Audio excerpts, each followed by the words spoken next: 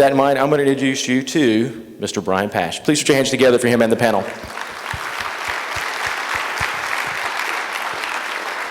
Thank you. We'll duck under the covers here. All right. We have a great panel for you today on a hot topic. We have some microphones to pass around. We're doing great. How was your morning sessions? Wow, that wasn't really good. How was your morning sessions? All right, gentlemen, have a seat. What we will do is we'll start with one microphone all the way on the right, my right with Jacques, and let's have each of the members of today's panel introduce themselves and the company they're with. So let's start down with Jacques. I'm Jacques Showalter, President of Dealer. Adam Barish, I'm a dealer from Route 23 Honda and Route 46 Chevrolet. Let's make sure that's on. There we go. I'm Darren Wade. I'm the dealer principal of Power Ford. I'm Hunter Swift with Dealer Socket. I'm Hugh Hathcock, owner of eLead One. Sean Stapleton with VIN Solutions. Great. Thank you, everyone. So we have two dealers on today's panel. One to talk about the future of CRM. As I travel around the country, working with dealers on their digital strategy, I think the biggest profit leak is not whether someone's doing SEO, whether they're using AdWords, whether they're good at social media. It's how they're answering phone calls or not, and how they're responding to leads. It truly is the biggest profit leak, because when we listen to phone calls, when we look into the CRM systems, well, let me ask you a question. How was the last time you listened to the phone calls at your dealership? Did anybody have that little agita feeling, little acid reflux going on, listening to how the phone calls were done? One of the interesting developments in our industry is the CRM has been evolving and evolving, but I'm not sure if the dealers have been able to keep up. And today we'd like to talk about what are some of those challenges. Where is CRM going? Mobile CRM is definitely one of the new buzz points in our industry, but then also what about all the data associated with today's consumer shopping experience? How can we leverage all that data into the CRM? I'd like to ask Darren Wade, who's the dealer principal of Power Ford. Darren mentioned something in our pre-warm-up about the cultural change that must be addressed at the dealership because of the generations of dealership ownership. And Darren, the shortened version, tell everyone a little bit about what you see as the cultural problems that are addressing dealers today. You know, what we talk about with our team, thanks. What we talk about with our team is, we don't need microphones at Power Ford, but we talk about the generation or the history of the car business only being 100 years old, and that most buyers go through about a 25-year cycle of purchasing. And I think most dealers that we deal with today, I was fortunate to be raised by the old school guys. And if you think about that, we see a lot of third, which is about 1950 to 1975.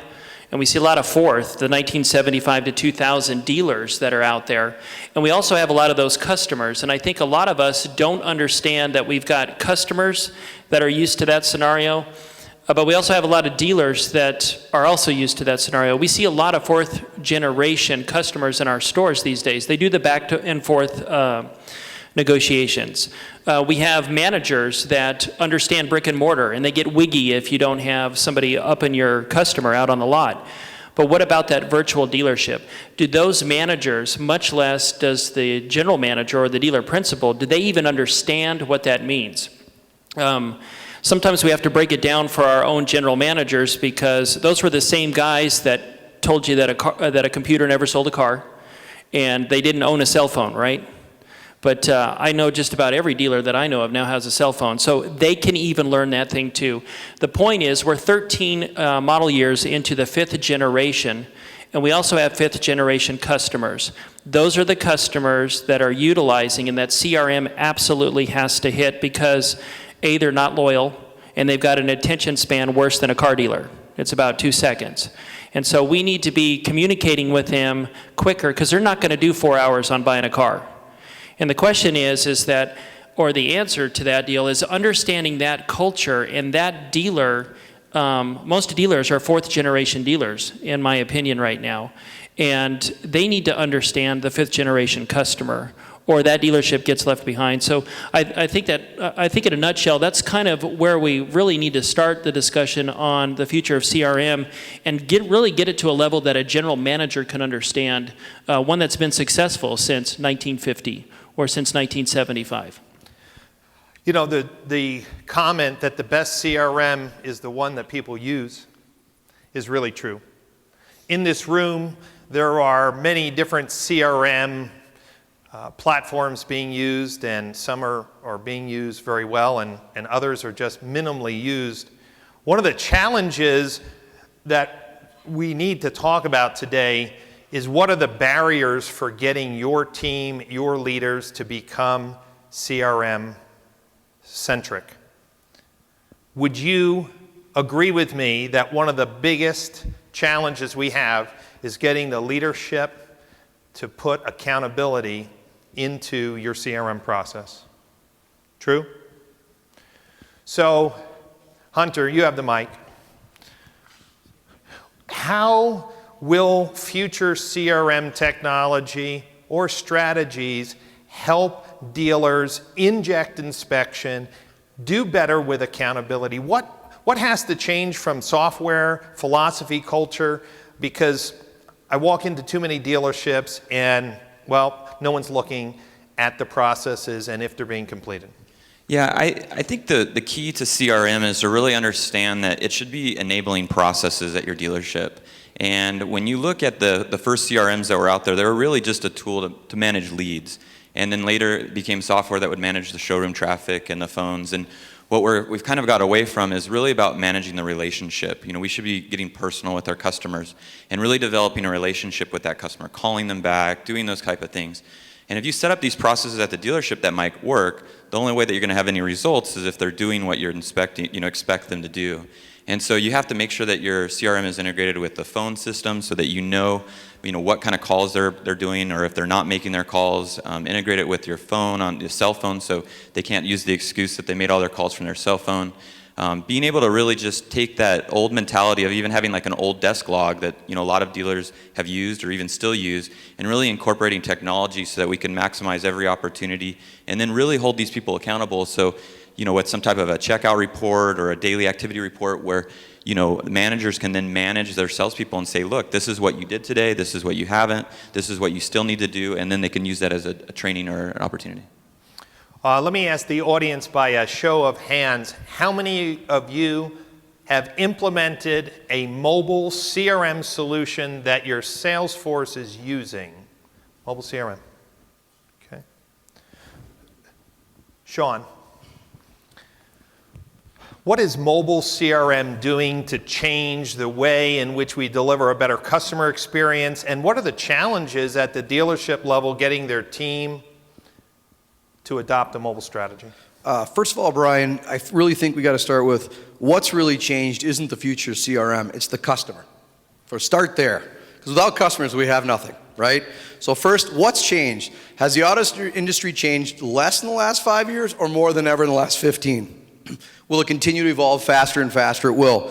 What you're seeing is mobile is a reflection of what the consumers want. Okay? It's a buy now. It's an immediate gratification society we live in. If you don't give me the data now, I will simply move on, right? There are not things that's called primary marketing areas. The internet destroyed PMAs. It's over. So when you look at things like the future of CRM and mobile, which is a big portion of it, you got to start with what are the customers' desires? How do they want to buy and shop? Number one. And then number two, what technologies can do the heavy lifting to help you support your customers' needs the way they want to be served? And the biggest difference, Brian, is The mobile gives you the ability to serve the customers in real time, the way they want the data and they want to be perceived. If you don't follow that path, they're simply going to hit the back button or hang up and move on. So we have changes in technology, we have changes in the consumer shopping experience, maybe additional training that is needed. Hugh, you've been in this business a long time, and you know the practical reality that no matter what processes are in place, there's turnover in management, there's training. How do we help dealers that are still, they buy this funny widget and they're still struggling with process? Brian, yep, we had that CRM system installed, we had the trainers. 1 month later, they're not using the processes. What can we do as an industry to help dealers be more successful with CRM technology? That's a big problem that we see, and all of my partners or competitors or whatever you want to call them see in this business. We all go into dealerships with the best intentions. The dealer has the best intention when he buys it, and you have a great training week. Trainer goes in and he leaves, and then 3 weeks later the dealer is not utilizing the tool to the level that he needs to. As a company, we believe in this business you've got to have great support, which means at our company we believe you have to have a multi-level of customer support, from a performance team in-house to an account manager in that store monthly. But even with that level of support, we still see a lot of failure with the system, whether it's utilization, tasks being left undone, many areas. So what we're trying to do at Elite is come up with ways to automate this so we do it for the dealer. Of course, he has a choice in what he wants done based on ROI of that task, but the more we can use technology in conjunction with the greatest customer support, we want to give them the ability to automate a phone call, a text, an email, whatever, if his salesperson or internet person doesn't do a task. So we've seen products like Ava that have been out in the business that dealers go pay a lot of money for, to support their stores. We've built all that. So we believe the future of CRM is automating some of these technologies, so if a task gets undone by a human in the store, that at a certain time period, 2 days, it gets done, whether it's through a call center or whatever. Gets done one way or the other. So Correct. Adam, you're a dealer principal.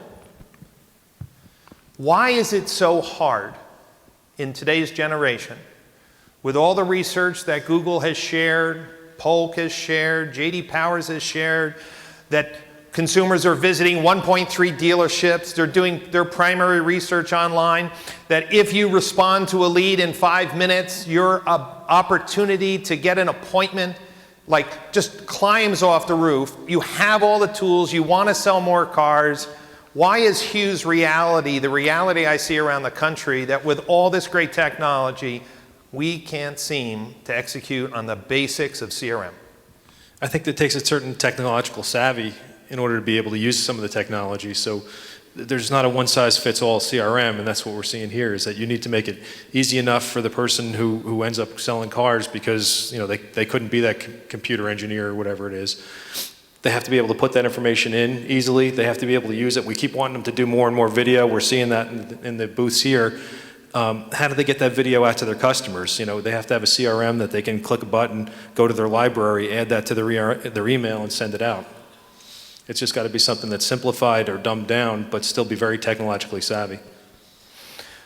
We see a tremendous amount of email templates around the country. At some point, every dealer is sending out some type of email response, some type of communication to a customer. The real question is, how can we start differentiating ourselves? How can those email communications be better to convert, to make us stand out? Someone want to talk to the point of what things are coming in regards to CRM to help a dealer stand out in the zero moment of truth, to differentiate their CRM response, their communication from one of their local competitors. Anybody want to take that one? Look, at the end of the day, the dealers are a brand. And if you're not a brand, you're selling a commodity. How do you win the commodities business? You sell at the cheapest level. That doesn't do us any good in this room at all. The reality is the industry is seeing more pressure on margins, and will continue to see more pressure on margins. I see the consumer changing and wanting things more like society, faster and served up. The beginning, it starts at the top. You asked at the very, very beginning, why don't we see better utilization on CRM? You are. You're just not seeing it ever. Everyone in this room is not going to win, Brian. Point blank. I mean, I don't mean to be a downer, but we don't give 12-place ribbons out, right? The deal is that the most powerful piece of software a dealer uses today is what? CRM. And the definition of what CRM has changed completely. CRM used to be just an ILM, just a responser, metrics, right? It is going to move to behavioral targeting. It's going to move to an artificial intelligence, if you will.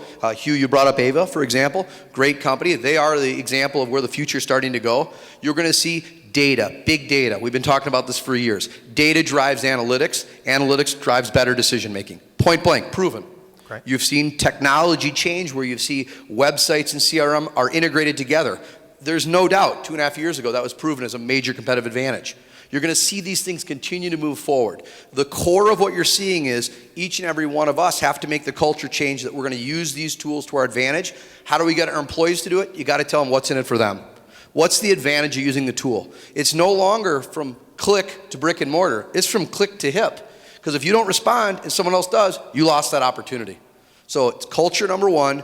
Number two, it's the environment. Number three, it's the actual industry itself. It's forcing these changes. And the people that embrace this earlier will have a competitive advantage.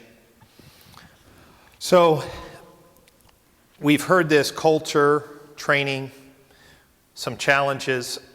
Darren, at your dealership, how are you getting your team to be more CRM-centric? How are you getting them to live and breathe in the CRM, or are you really not? Well, how many dealers or general managers are in the audience? Have you guys ever taken a test on your own CRM? Do they even have a test for you to take? And if they don't, you should have one. Because I think that if we have turnover is usually towards the bottom, isn't it? Our frontline people. And usually hopefully our general sales manager and our CRC director. If you go back to your store and you ask them, what is our process for when an internet lead comes in, what do we do? If they can't do it from their head, your guy's not plugged in. If your GSM doesn't know what that is without having to go look at a manual or go look at a written down process, you might not even have that. So maybe first you ought to write it down and you ought to test them. The point is that I believe the reason why we have the hardest time with this is that the guy running the store or the guy that owns the store doesn't know how to do it himself. So they don't need to do it themselves because that's what you pay your people for. But you at least have to understand from start to finish how a CRM works. And from sitting in dealer 20 groups, I can guarantee you that most of that stuff at about 2 sentences goes over their head. The point is you need to become personally invested. There are technology tools out there, and I'm no different than every other manager that's out there. We've got multiple things going on at the same time, and it should be about relationship building in front of customers or sensitivity trainings with our managers, and I'm not in front of my computer all the time. I want that technology when somebody on my phone system misses a phone call and they don't set an appointment. There's technology that will go straight to my phone that will tell me who it was, who called, and which one of my agents missed it. And I don't have to be at my desk. I can be in the middle of a meeting and I can forward that phone call to the department head that's responsible for that. To me, that's an example of how you do that from the top down. Do you have a process on your internet side that when everything that you think is going on and it doesn't in a time frame that an email comes out to your customer from you with your cell phone number on it, with your personal email address on it? Or is are we just too busy being busy at our level, and we don't want to talk to the very people that have choices? Those customers, those ones that actually pay for our store. Those are two examples that I've got on what we do at our dealership.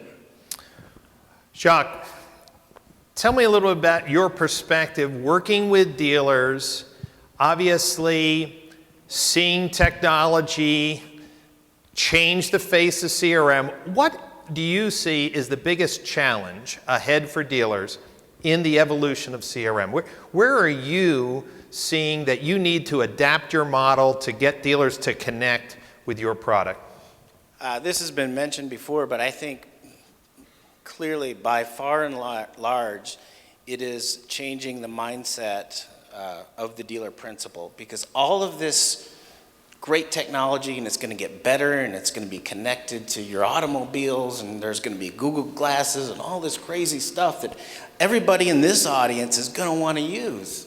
But if it's not a part of your culture, you're going to have two choices. You're going to go find a dealer that has the culture that's going to support this great stuff that you can do because it affects the bottom line, or you're going to be able to convince your dealer principal that, hey, what is our culture? There's great ways we can interact and take care of our customers. There's lots of great technologies to do it, and I'd love to drive that effort, but you got to be behind me. Until more of those conversations are held and positive outcomes where the dealer says, you're right. This has to be a part of our culture. A lot of dealers manage their business by their statement. They need to start managing it by the metrics in their CRM tool. Once you see that shift at the top level of how they're managing their business, because they're entrepreneurs, they can get this eventually. And it's up to us to convince them. Once they do, then you'll see an explosion of utilization. But until that happens, vendors and everybody out at this stage and progressive dealers, managers will be going through the brain damage of trying to get this in place consistently. So I think that's our number one goal.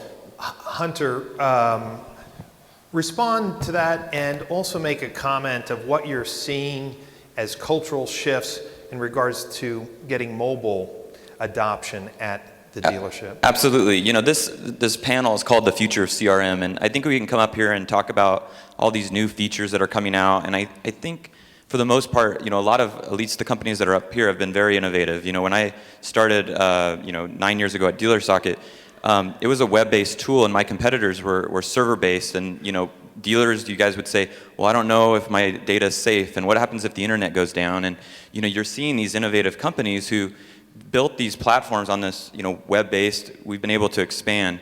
And before we can even talk about the future, we still have dealers that are using very old and annotated products and services and server-based. And a lot of the things that we'd like to talk to about and do, a lot of people are still using that. And so going to the second question in regards to mobile, about really changing the culture is, I heard a statistic that only 25 to 35% of fresh ups are being captured on your lot. And you look and you see, well, why is that? And maybe they forgot their name, they get busy, or for whatever reason. But when you use a mobile CRM, it changes things. You have the ability to add that customer into your CRM right when you talk to them. And then when you talk to them and you say, hey, you're interested in this Toyota, hey, you know what, I have a great video or a great brochure I want to send you. What's your email address? And the customer doesn't feel that they're being put into a system. They're not behind a desk. And so not only am I capturing more ups, which data that we've looked at, we're seeing an increase of 33%, but we're also capturing more cell phones. We're getting more email addresses. And it really allows us to be a salesperson 24 hours a day. I can be at the bank, as somebody sees that I work at, a Toyota dealership, and then next I can start talking to them. I can input the customer. If I get a happy birthday notification on my day off, I can call that customer. So it's really changing the whole dynamic of the culture of the salesperson, of really being a professional 24-hour salesperson. Hugh? He talked about culture change. The hundreds and hundreds of dealers that we put in every year, it takes a long time to change culture. Dealers aren't patient with most of us CRM vendors. They want to see immediate profit. They want to see things get better fast. They want to sell more cars, more service. We don't have time to wait on a culture change, and that takes the top-down thing we've all talked about. So we've got to attack this at a different level, in my opinion. Because culture change takes years. They have to have a vision. Vision is, sometimes they don't want their CRM partner to tell them how to run their store. They really want us to help them sell more cars and service, but they want us to do the majority of the work and make their people better. So the way we look at it is you've got to have people in the store that really understand and can get into the manager's head.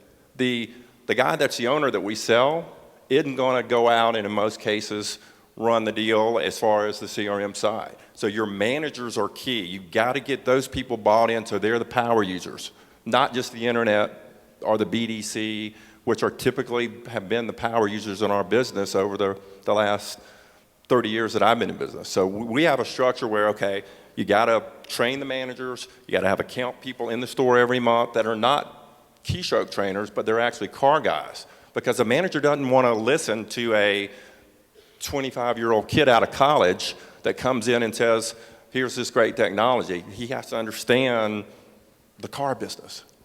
Right. Then you have to support it every month with unbelievable customer support as a company, and then you put in front of the manager, somebody said earlier about the dealer needs to see something coming to him easy. We have all types of metrics, but dealers want to see metrics that are positive metrics on improvement and selling more cars, and we automate all that, so he's able to see all that. Yeah, so what we see is, depending on where we are in the country, we have high utilization of CRM, low utilization. I think education, our industry needs to do a much better job of understanding why. I remember being in a room full of 45 salespeople, and I asked them, what percentage of their ups do they capture email addresses for? And it was just unbelievable how low it was. Well, maybe 15%, 10%, 20%. And I asked them the question why, and they really didn't understand how that email address snowballed like a domino effect on the entire follow-up process. So I think we need to do a better job of training our salespeople on the why behind the power of CRM. Let me take a little shift, and we're going to have a microphone going around somewhere. I'm not sure who is, oh, there we do have. So as we have some questions from the audience here in a minute, I'd like our guests here to ask our panel of experts some questions. But let me take a little shift. In general, we're hearing about big data. How many of you have been approached or heard a company called Dadium? Dadium, right? Many of you have heard them, right? We've seen studies from Cobalt and AutoTrader about the consumer shopping experience and Dadium and how they're touching all these multiple touch points. I will say, ladies and gentlemen, our industry has yet to tap into big data in the CRM. But if I was working an internet lead and I was able to get some signals or cues from what type of shopper this was, I believe I could be more effective in what response to send out. Now, I was at an executive meeting recently and there was some confusion about this, and I'd like to get some feedback from the audience. This group of executives felt that if you took big data and put this information in a CRM, the average salesperson would have no clue whatsoever on what to do if it said, well, they visited AutoTrader and they looked at this, and they visited, KBB and looked at this, and they were over here. They're like, absolutely not. But there was this thought that maybe some general signals or categories, put some in, this looks like this type of buyer. So for the people in the audience here, I do believe we're going to get to a point where the future of CRM will start to bring in some shopper behavior to customize response to consumers. And that is going to revolutionize our business. Because today, and Hugh and I were talking earlier, the practical reality is managers leave, people quit, and dealers can't leave their internet processes screwed up for 2 or 3 months while you figure out how to hire new people. There has to be backstops. And there needs to be alerts, like Darren was saying. But most of the alerts and automation that we do isn't as intelligent as I believe the future will be. as predictive and behavior models come out from this big data, I think we're going to really see another level of dealers who embrace technology to differentiate themselves in that zero moment of truth. So for people here in the audience, if you have a question on your vision for the future, if anybody wants to raise their hand for anyone on the panel, a question on where the CRM is going, I want you to just be able to raise your hand. And we have a microphone coming around. Okay, we have someone raise their hand. Here she comes. This panel is for you. What you can ask the question to any of the panel members. What's your challenge as a general manager? Yeah, Keenan Pyatt, General Manager for Lithia Toyota of Abilene. E-Lead, we use e-leads. Matter of fact, I think I've got every product you have. We've done some major changes within our dealership to change the management structure away from, the typical dealership where you've got 3 guys behind a desk jockeying to work car deals. But I'm seeing a need for a new position, which is, I'm sure, out there. A person that actually manages the CRM, that's their full-time job, to actually go in there, mine the data, and utilize it because, like you said, I know how to use e-leads. I'm pretty proficient at it, but I don't feel like, I'm good enough and I can't spend all my time just managing that. So, maybe a best practice, are you seeing that position actually develop within dealerships? In the most successful stores, whether they're on e-lead, VIN, dealer socket, there's always a champion that is a power user of the tool. We have a training process where we bring these people in and try to cultivate those. They're ID'd at our stores at week 1 of install. So we're going to find that person. We see that as we've got to find that person for you. We've got to come to the dealer or the GM and say, hey, we want to bring these people to our corporate headquarters. We want to make them the best in our system.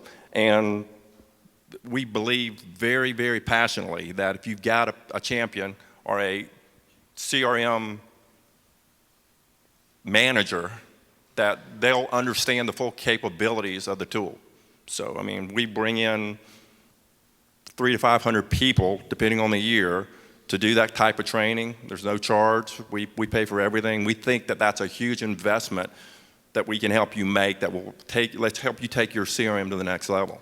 How many dealers here say, I really don't have that super user that's looking and living in the CRM every day? I don't have that super user.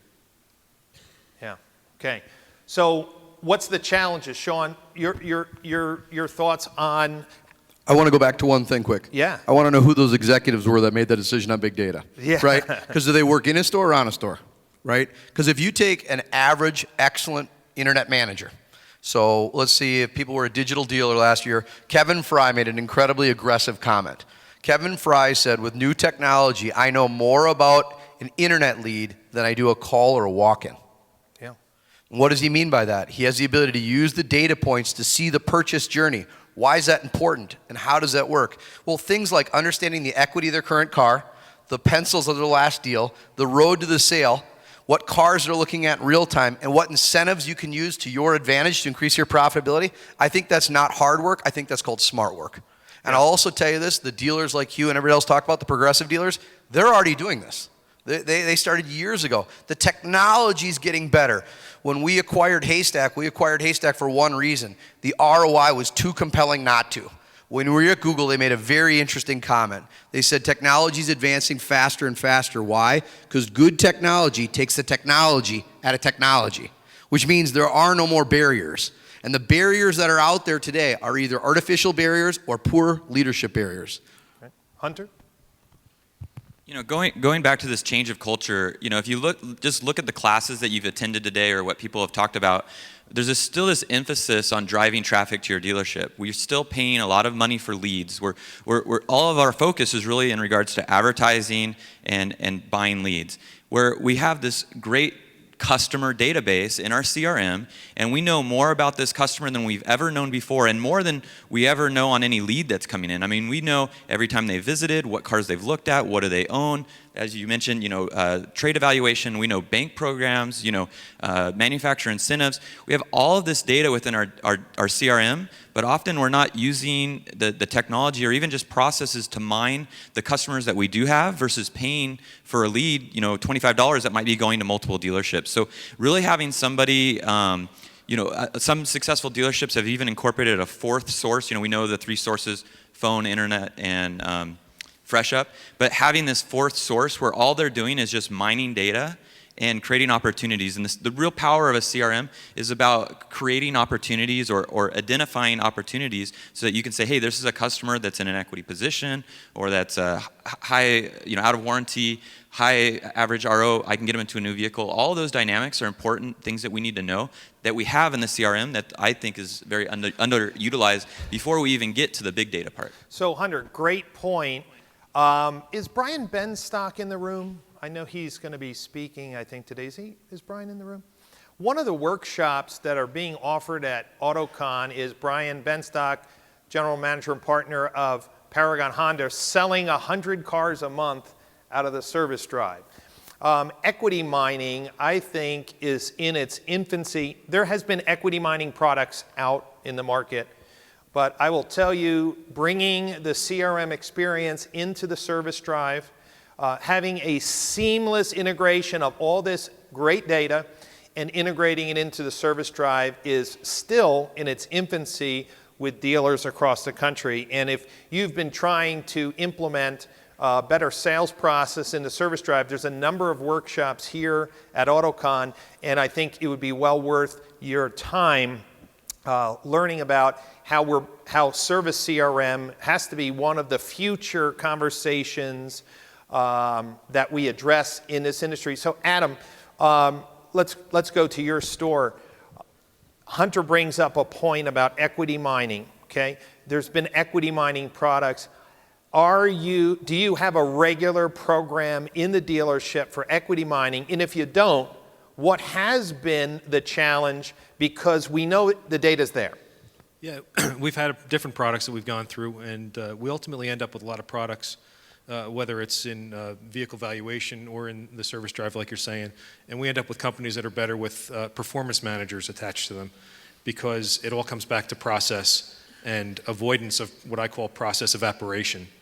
And it happens to all of us. As you have these great things, you can document them, you can make nice flow charts, but unless you can stay on top of these things, you have the process, of putting the person in the CRM and greeting the customer. You have the road to the sale is the next process, the desking process, the follow-up process. And you have to have a level of accountability, which is the whole accountability process, from the dealer on down. So when you have those alerts like you were talking about, when a phone call doesn't go well and it goes to your hip, well, the same thing in a CRM. If follow-up's not getting done, we may get 10 phone calls a day, and I'm going to get one alert, but we may be having 100 contacts that are prescribed by the CRM, and if those contacts aren't being made, or they're not being made well, or the people aren't getting put in, I need to have that same alert on my hip. And it's all a matter of process and accountability. So if I, as dealer, don't hold my general managers accountable, who don't hold their general sales manager or service manager, down to the team leaders, down to the salesman, there needs to be accountability, and it's all about continuing the processes and keeping them solid. One of the things that you may have known about, I wrote last year extensively, a little bit more this year, on the Google Cars program. How many people are familiar with the Google Cars program?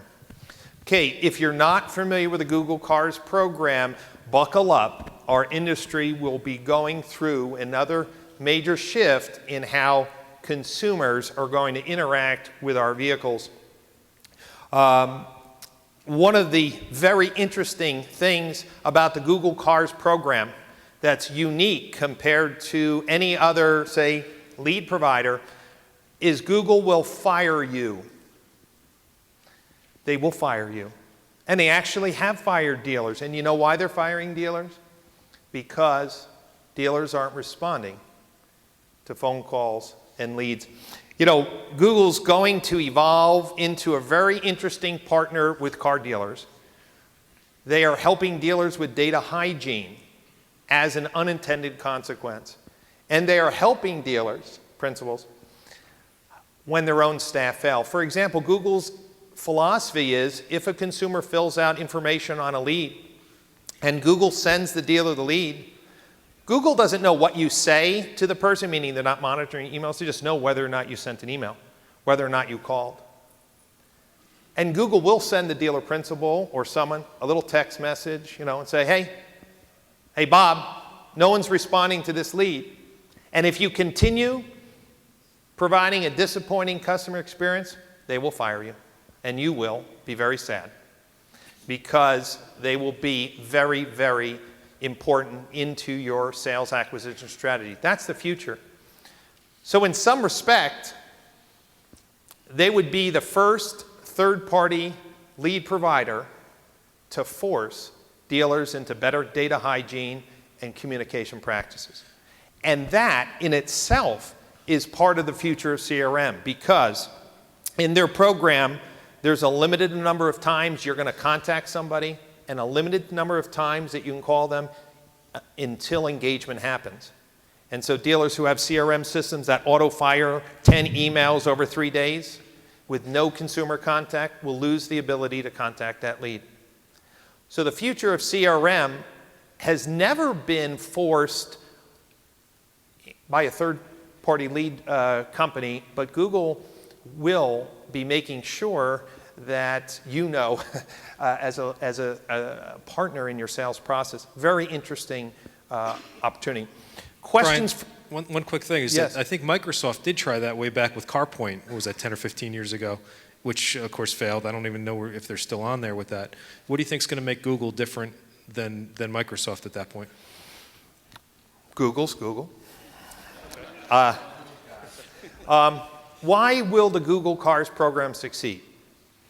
They have the prime real estate. So your vehicles will be showing under the paid search at the top. Graphical images on a search results page get more clicks than, say, a text ad. And the question is whether they will succeed or not if their system provides an outstanding customer experience. I can't predict how fast consumers will realize something, but consumers submit leads on third-party sites and never get contacted by the dealer. At some point, when does a consumer say, hey, this doesn't work? But if consumers start to engage with the Google Cars program, Google makes sure that dealers respond in a timely manner and hold them accountable, and it provides a good customer experience in the most prime real estate with the most visually appealing advertising elements, I think they're going to succeed. Hunter?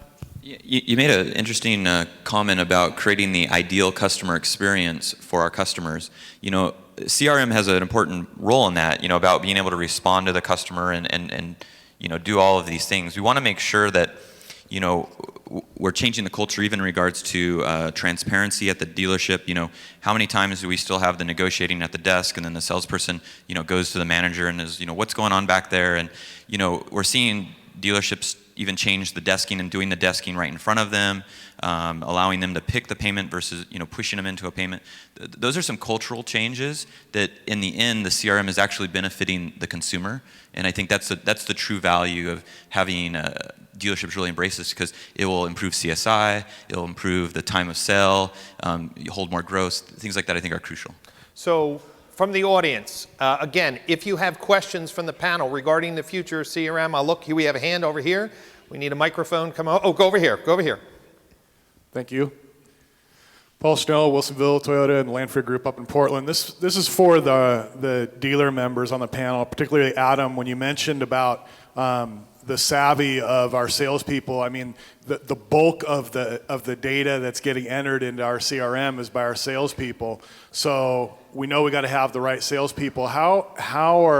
What questions? How are we going to find those right people that we find them during a hiring process and not find out after the fact that every lead they put in the system is from the same source, and they don't mind misspelling names and double entering people and things like that. What kind of things can we do during the hiring process to weed those people out? You can certainly ask what their background is with computers and if they can use Microsoft Word, if they can use Excel. I would, have a better chance of being able to use a CRM. That's a great question, though, and you just triggered something for me is maybe even to set up a test. You were talking about a test for how to use things. If we give them some basic instructions on how to put a customer in, we could test them before we even hire them.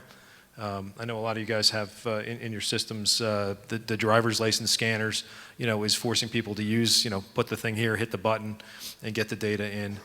But, beyond that, it's the automation. If, I talked before, and I'll say it again briefly in the warm-up, is what about if when our salespeople are set up in the CRM, if they can be set up as a novice, as a moderate user, or as a power user, and the system would respond intelligently and either take over and start sending regular contacts to customers, or for the novice, and then for the advanced leaves them more in control of sending specific videos that might be in the video library on how to use the different vehicles, VIN specific and whatnot. Great. There was another question over here. Over here. Microphone over here. Coming up from behind.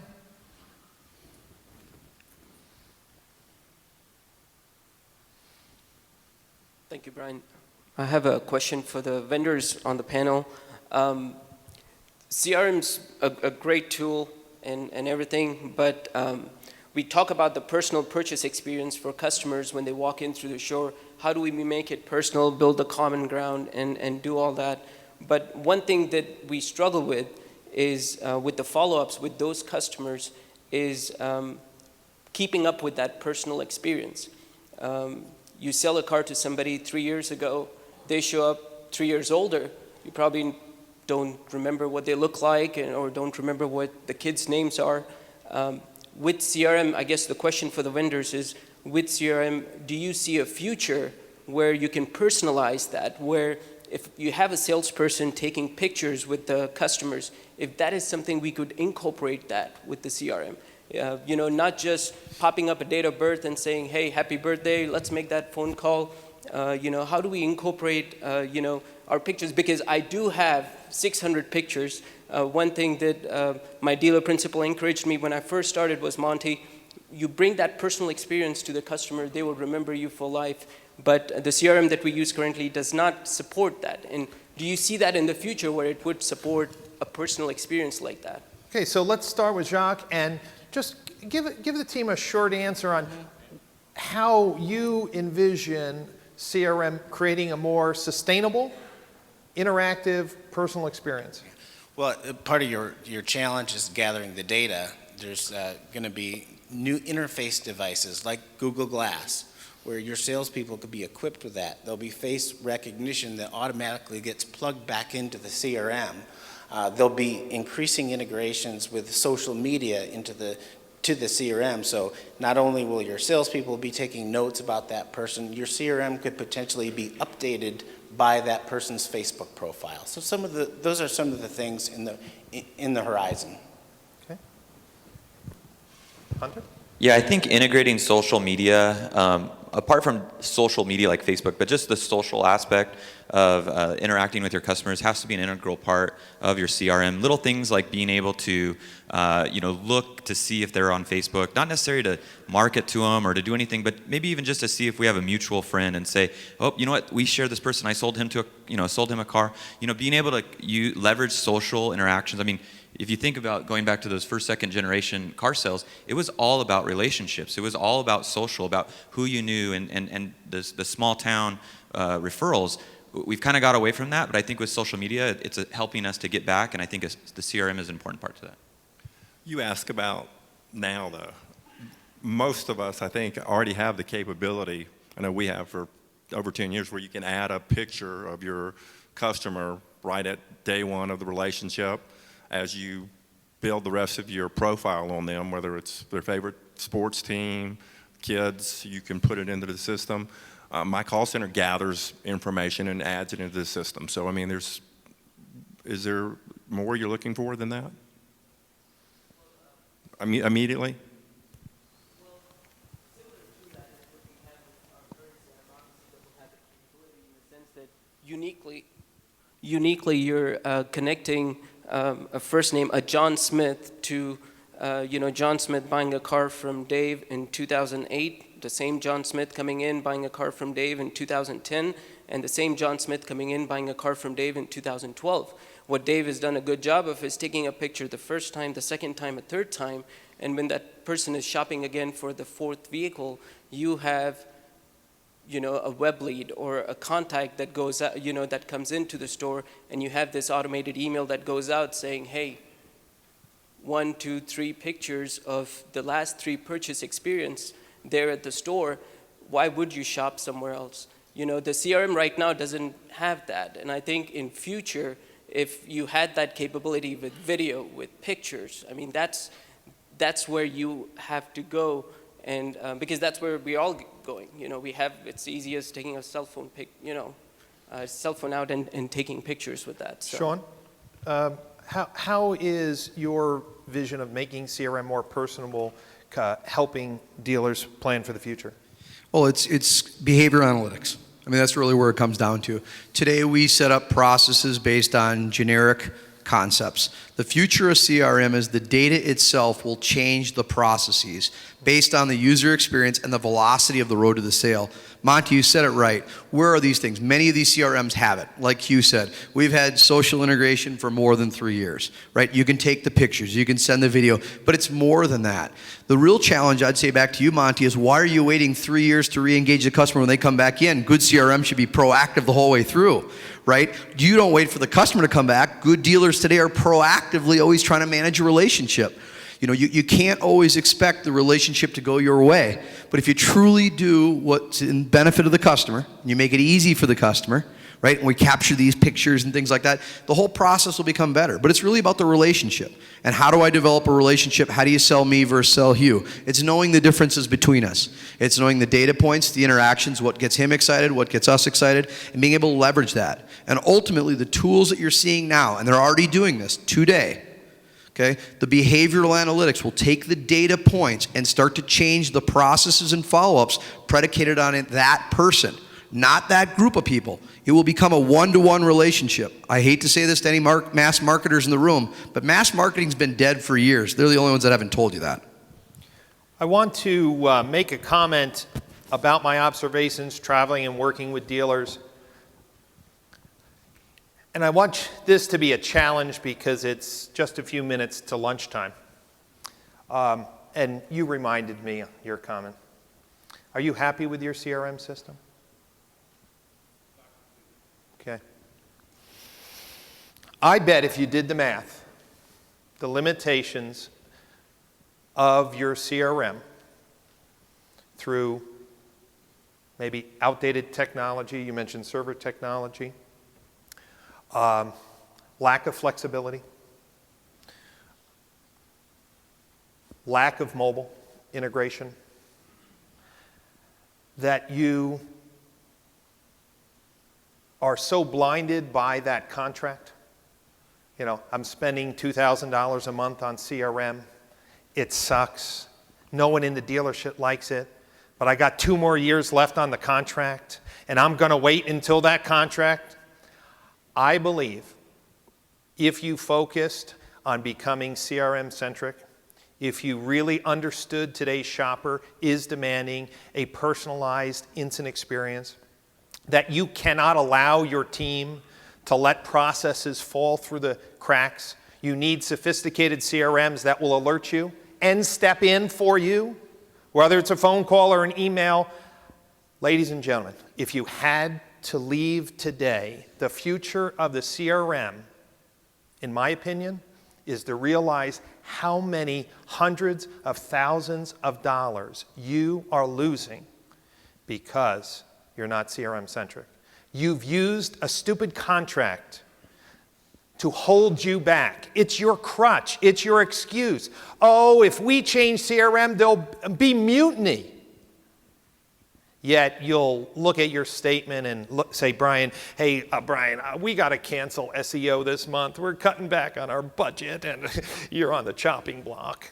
And then I say, oh, yeah, what about the $6,000 in leads you're not responding to? I listened to your phone calls, and you're telling me that no one likes the CRM, but yeah, that's the best way to cut is your $1,000 on SEO. There are tremendous companies in this room, in the exhibit hall, that have amazing, exciting CRM. If you are one of those people who are not happy with your CRM, know your team is not following process, you don't have the tools to engage today's consumer, I would say the future of CRM is in your hands today. You may be the biggest roadblock, dealer principal, general manager. Your own prejudices. Maybe you're not a social media user. You're not a tweeter. You hate writing emails yourself, and you've dumbed down your whole system because of your own prejudice. I want to challenge you today that the future of CRM is in your hand. If it's all about process, training and technology and innovation, ask yourself, are you holding your dealership back? And if you are, then I would just challenge you today, while you're here in Vegas, when the industry experts are here, that exhibit hall has, I think, 8 different CRM platforms. Learn about them, engage, but don't hold yourself back. It's lunchtime. Would you please give our panel of experts a big round of applause?